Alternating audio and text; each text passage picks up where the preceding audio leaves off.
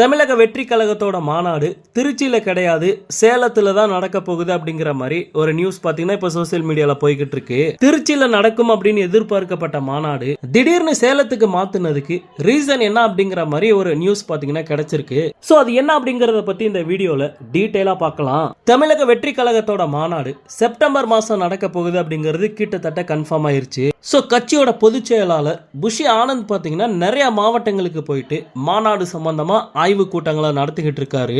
இந்த நிலைமையில சேலம் மாவட்டத்துல தலைவாசல், கெஜல் நாயக்கன்பட்டி, காக்காபாளையம் அப்படிங்கிற இடங்களுக்கு போயிட்டு மாநாடு நடத்துறதுக்கான இடங்களை புஷி ஆனந்த் பாத்தீங்கன்னா ஆய்வு செஞ்சிருக்காரு. அதாவது கட்சியோட முதல் மாநாட்டை சேலம் மாவட்டத்துல தான் நடத்தணும் அப்படின்ட்டு முடிவு செஞ்சிருக்காங்களாம். எப்படியும் இந்த மாநாட்டுல 10 லட்சம் பேர் பங்கேற்பாங்க அப்படிங்கிறதுனால அதுக்கு ஏத்த மாதிரி இடங்கள் தேர்வு செய்யறது ரொம்பவே முக்கியம். இந்த நிலைமையில சேலம் மாவட்டம் கெஜல் நாயக்கன்பட்டியில மாநாடு நடக்கிறதுக்கு வாய்ப்பு இருக்கு அப்படிங்கிற மாதிரி சொல்லப்படுது. அதுக்கு முக்கியமான ரீசன் என்ன அப்படின்னு பார்த்தோம்னா 2014 பாராளுமன்ற தேர்தல் அப்ப அந்த இடத்துல தான் ஜெயலலிதா பிரச்சாரத்தை தொடங்கினாங்க. சோ அந்த தேர்தல்ல அதிமுக 37 தொகுதிகளில் வெற்றி பெற்றாங்க.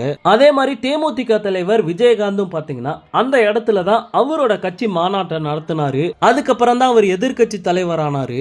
இதெல்லாம் விட சமீபத்தில் நடந்து முடிஞ்ச நாடாளுமன்ற தேர்தல் அப்ப பிரதமர் மோடி இதே கெஜல் நாயக்கன்பட்டியில அவரோட முதல் பிரச்சாரத்தை ஸ்டார்ட் பண்ணாரு. சோ வரலாற்று சிறப்பு மிக்க இந்த கெஜல் நாயக்கன்பட்டி திடல்ல தான் தமிழக வெற்றி கழகத்தோட முதல் மாநாடு நடக்கும் அப்படிங்கிற மாதிரி எதிர்பார்க்கப்படுது. இதனால சேலம் மாவட்டத்தில் இருக்க தளபதியோட ரசிகர்கள் பயங்கர ஹாப்பியா இருக்காங்களாம். ஓகே நண்பா, இந்த மாதிரி தளபதியோட எல்லா அப்டேட்டையுமே மிஸ் பண்ணாம பார்க்க நம்ம சேனலை சப்ஸ்கிரைப் பண்ணி சப்போர்ட் பண்ணுங்க. தேங்க்யூ.